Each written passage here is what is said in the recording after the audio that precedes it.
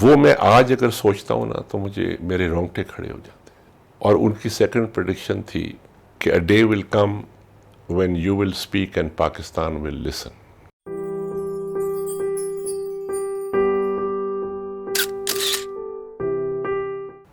میری جب پوسٹنگ ہوئی تو مجھے یاد ہے سنگھ کلب میں مجھے ایئر مارشل نے کہا کہ تمہارے لیے میری 2 پریڈکشنز ہیں. ایک پریڈکشن تو یہ ہے کہ you will be a star, اور پھر خود ہی کہنے لگے کہ تم تو یہی سمجھتے ہوگے کہ میں یہ سب کو یہی کہتا ہوں. You know, I repeat this with everybody. He says, listen to my second prediction. میں نے کہا اچھا جی وہ بھی بتا دیں. وہ میں آج اگر سوچتا ہوں نا تو مجھے میرے رونگٹے کھڑے ہو جاتے ہیں.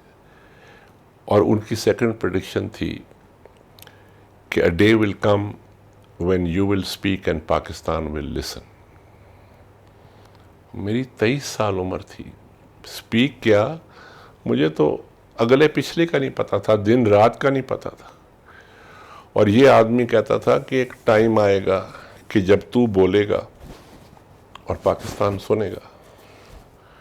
اور آج میں پورے پاکستان میں جا کے جب پڑھاتا ہوں یا لیکچر دیتا ہوں تو میرا کوئی لیکچر نور خان کے نام کے بغیر ہو ہی نہیں سکتا.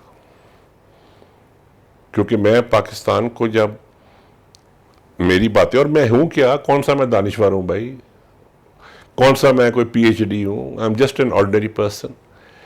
لیکن اس نے 50 years ago he saw that کہ یار یہ this is the role he will acquire. تو